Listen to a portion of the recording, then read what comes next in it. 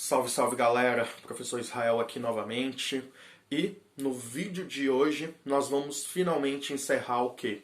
O processo de independência dos Estados Unidos. No nosso vídeo anterior, vocês viram que o principal fator que vai levar os Estados Unidos, ou as 13 colônias, melhor dizendo, a lutar pela sua independência, é justamente o fato de que a Inglaterra, que permitia que a existência dessas colônias fosse de maneira autônoma, decide o quê? Decide arrochar o pacto colonial, principalmente após o quê? Após o término da Guerra dos Sete Anos. Vocês viram que essa Guerra dos Sete Anos, do ponto de vista econômico, resultou um prejuízo o quê?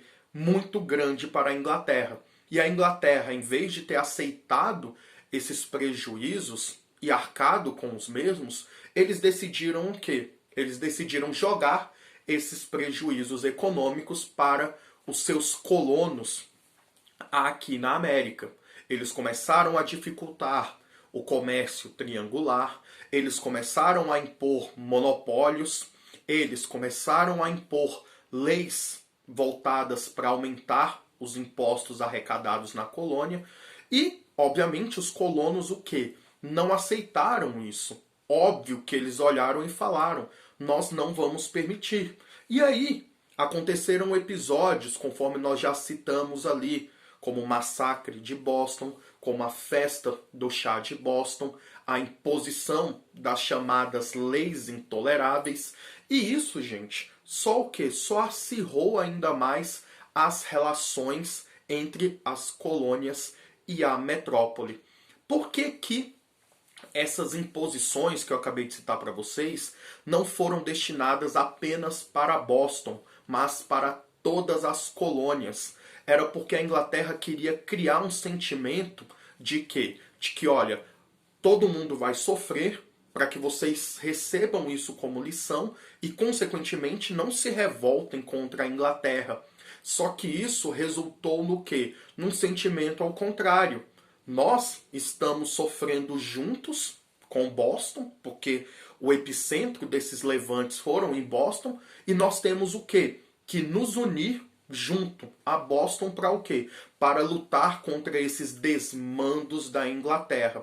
E com isso, gente, foi fundado ali na Filadélfia o primeiro congresso, ou Congresso Continental da Filadélfia. O Congresso Continental da Filadélfia reúne colonos que começaram a deliberar e eles decidiram o quê? Redigir um documento que seria enviado para a Inglaterra, e esse documento tinha o quê? Tinha algumas determinações, algumas solicitações dos colonos. A primeira delas, obviamente, era o quê? Suspender essas leis intoleráveis. O próprio nome já diz, para os colonos elas eram o quê? Elas eram um absurdo. Também eles queriam a suspensão do monopólio inglês sobre o chá. Eles também desejavam o quê? O fim das restrições do comércio marítimo imposto pela Inglaterra. E também eles queriam o quê? O restabelecimento das liberdades que haviam na colônia, tal qual era em 1763. Eles redigiram um documento com essas solicitações e enviaram para a Inglaterra com aquele aviso, né?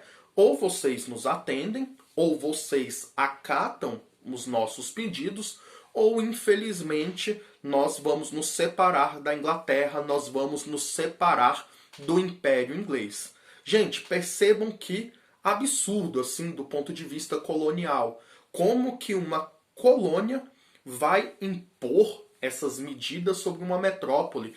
Isso segundo a lógica do pacto colonial, segundo a lógica de que a metrópole manda e a colônia obedece, era o quê? Era um absurdo. E aí quando esse documento chega à Inglaterra, é óbvio que o parlamento inglês vai receber aquilo como o quê? Como um absurdo, como uma piada, que isso não deveria ser o quê? Que isso não deveria ser aceito. E aí, em resposta, o que a Inglaterra fez? Mandou mais soldados para as colônias, porque sabia, era evidente que um levante, que uma traição iria acontecer a qualquer momento.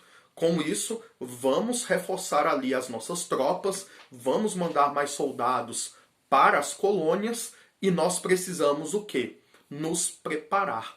E aí vai ser nesse momento, gente, que nós vamos iniciar a chamada Guerra de Independência das 13 Colônias, ou a Guerra de Independência dos Estados Unidos. Essa guerra vai ter como estopim o fato de que? O fato de que os soldados ingleses eles receberam uma missão. Eles tinham que interceptar um carregamento de pólvora, obviamente ilegal, que estava sendo destinado para o quê? Para os colonos que estavam se preparando ali para a guerra, a futura guerra, né? Só que esses colonos tinham alguns combatentes específicos chamados os Minutemen, ou Homens Minutos, que atacaram esse carregamento e atacaram, obviamente, as tropas inglesas. Minutemen, ou Homens Minutos, por quê? Porque esses sujeitos eles realizavam ataques muito rápidos e, obviamente, eram o quê? Vitórias avassaladoras e rápidas. Nesse momento, gente, desse ataque, nós vamos perceber o quê? Nós vamos perceber que as relações entre as colônias e a metrópole chegaram ao patamar do quê? Do insustentável. E com isso vai ser convocado o chamado Segundo Congresso Continental da Filadélfia. E esse segundo congresso, obviamente, era o quê? Era já para uma questão separatista. Nós já vamos nos organizar ali para lutar contra a Inglaterra e, obviamente, o quê? Nos separar. Nesse Congresso Continental da Filadélfia, George Washington, um dos maiores heróis aí da história dos Estados Unidos, vai receber o quê? Vai receber a missão de organizar um exército que vai lutar contra a Inglaterra. Beleza? E no dia 4 de julho de 1776 vai ser redigida o quê? A Declaração de Independência dos Estados Unidos, que é um documento que eles se orgulham bastante até hoje. Nessa Declaração de Independência dos Estados Unidos, nós vamos perceber que ela é norteada pelo quê? Pelos princípios iluministas. Nós vamos ver ali nesse documento ideias de igualdade, de liberdade, e que esses direitos eram vistos como o quê? Naturais e inalienáveis. Todos os homens nascem livres. Nenhum homem pode retirar a liberdade de outro homem, porque nós nascemos assim. Esse é um direito natural e que não pode ser tomado por ninguém. E aí, conforme a gente já falou lá no primeiro vídeo, nós vamos perceber a presença desses ideais iluministas norteando a forma de pensar, norteando os documentos que seriam redigidos durante o processo de independência dos Estados Unidos. Beleza? Quando a gente fala do conflito, num momento inicial, nós vamos perceber que os colonos eles tiveram uma série de dificuldades para lutar ali contra os ingleses. Porque, obviamente, os ingleses eram melhor armados, melhor equipados, e os colonos o que? Inicialmente estavam sofrendo principalmente por essa sua inferioridade bélica e um despreparo militar. A maioria deles não tinha preparo militar. Tiveram que aprender a guerrear guerreando. E aí, outra dificuldade que esses colonos também sofreram era que alguns colonos decidiram o quê? Não aderir às lutas, à guerra de independência. Eles decidiram permanecer fiéis à Inglaterra. Ou seja, nós não vamos nos juntar a vocês, nós vamos ficar fiéis aqui à nossa metrópole e vocês que lutem. A gente não tem absolutamente o quê? Nada a ver com isso. A situação dos colonos entre 1775 e 1777 vai ser bem complicada. Mas a partir de 1777 nós vamos perceber que esses colonos eles vão conseguir começar a reverter o quadro, eles vão conseguir reconquistar territórios, principalmente ali o da Filadélfia, que eles tinham perdido outrora. Mas a batalha, gente, que vai ser um divisor de águas para o lado dos colonos, vai ser justamente a Batalha de Saratoga.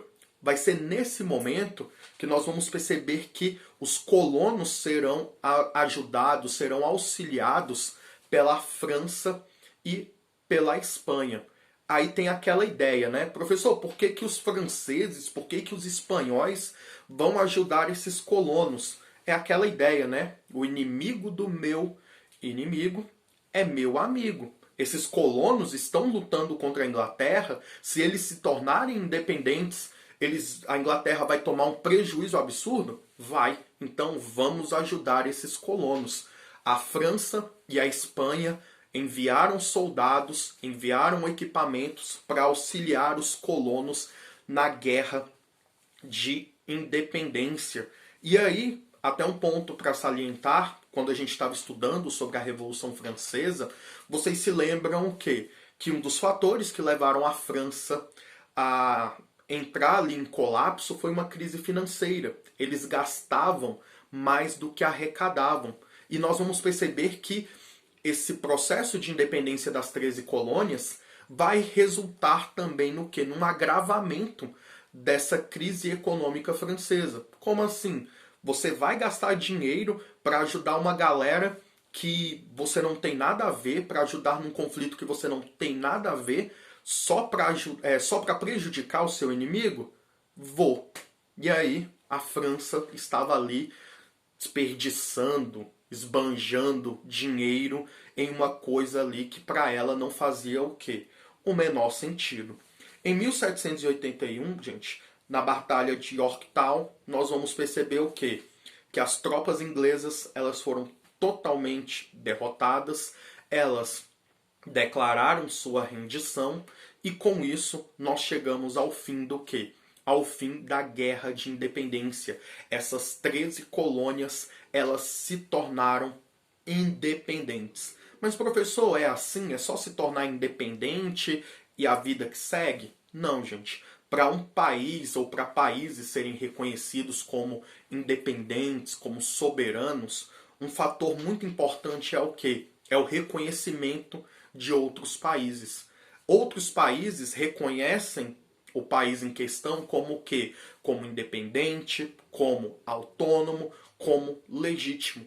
E aí, obviamente, vai acontecer essa legitimação no chamado também Tratado de Versalhes de 1783. Haverá ali uma reunião no Palácio de Versalhes, lá na França, com representantes do governo francês, representantes do governo inglês, representantes dos colonos, e ali foram o quê? Assinados documentos em que também haviam representantes espanhóis, em que a Inglaterra reconhecia a independência dessas o quê? Dessas 13 colônias, belezinha?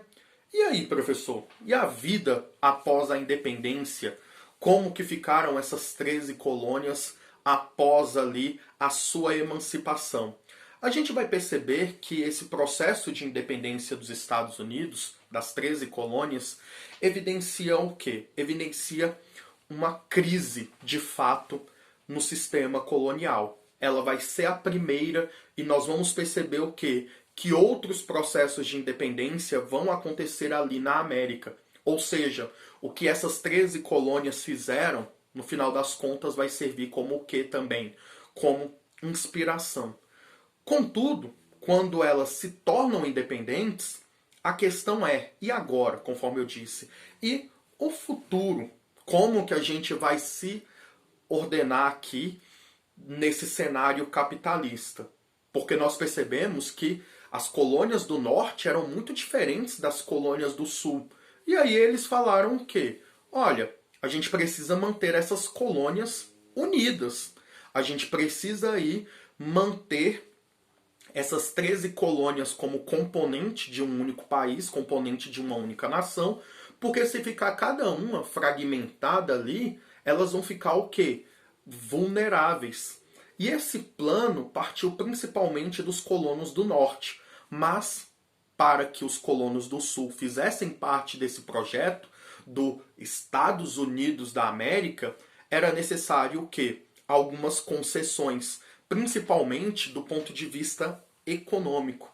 As colônias do norte, gente, que tinham ali um modelo baseado na colonização de povoamento, eles perceberam o quê? Olha, nós temos uma mentalidade burguesa e nós precisamos desenvolver a nossa região cada vez mais segundo o quê? Segundo essa mentalidade burguesa. Nós vamos perceber ali que essas colônias do norte perceberam que era extremamente importante para se inserir nessa lógica capitalista o quê? Realizar a industrialização da sua região. Ou seja, gente, quando os Estados Unidos, quando essas 13 colônias se tornam independentes, as colônias do norte prontamente decidem o quê? Industrializar a sua região. Só que os colonos do sul, eles vão decidir o quê? Não, a gente não vai mudar. E a gente vai querer manter o quê? Esses latifúndios, agroexportadores, monocultores, utilizando mão de obra o quê? Mão de obra escravista. Porque para eles era o quê? Para eles era interessante manter esse sistema, porque a elite econômica do local queria o quê? Que isso continuasse em vigor. No norte, aconteceu totalmente o contrário. Como nós temos capital acumulado, como nós temos uma mentalidade burguesa, o que a gente vai fazer? Nós vamos o quê? Nós vamos industrializar a nossa região. E aí, com isso, gente, nós teremos ali a formação dos Estados Unidos da América, onde nós vamos perceber algumas particularidades. Cada colônia vai se tornar um estado, por isso Estados Unidos da América. E esses estados serão o quê?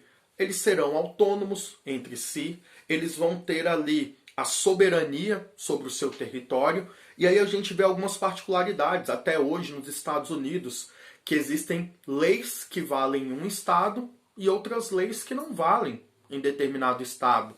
Em um estado é permitido a pena de morte, em outro é proibido.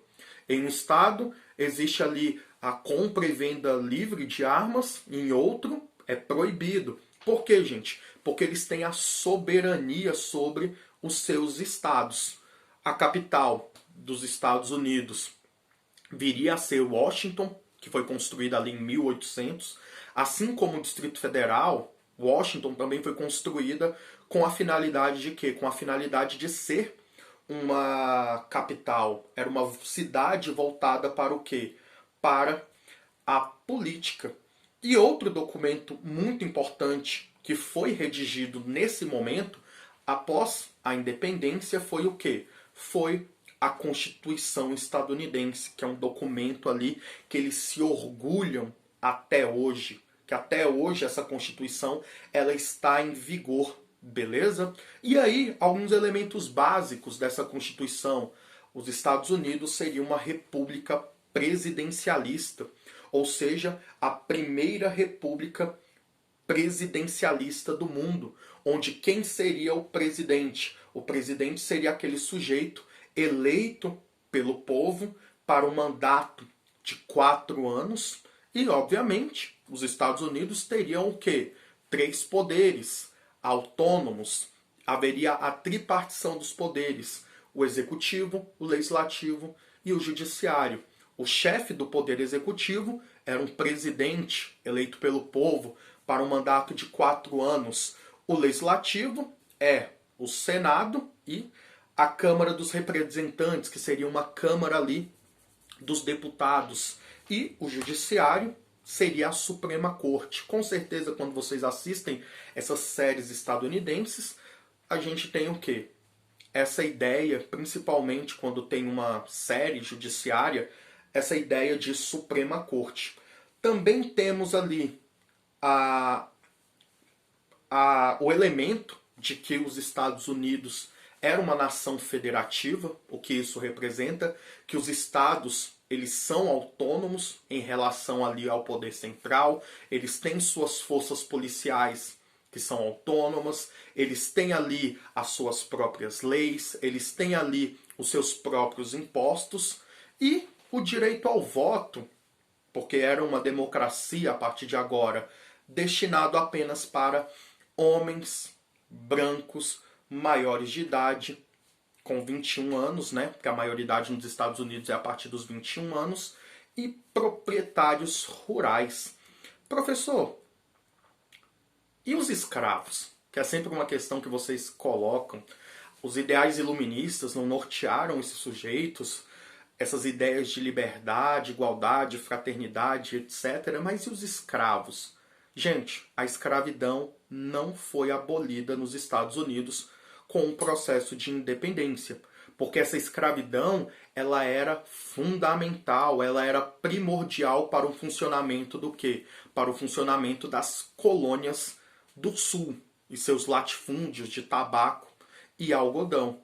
Por isso, gente, os Estados Unidos, quando se torna independente, quando se torna uma nação livre, não vai acabar com o quê? Não vai acabar com a escravidão. Belezinha, gente? Enfim, espero que vocês tenham gostado dessa aula. Estamos encerrando aqui o conteúdo sobre o processo de independência dos Estados Unidos. E aí, se você curtiu, deixa um like aí no vídeo, se inscreve no canal e muito obrigado a todos, beleza? Até a próxima, gente.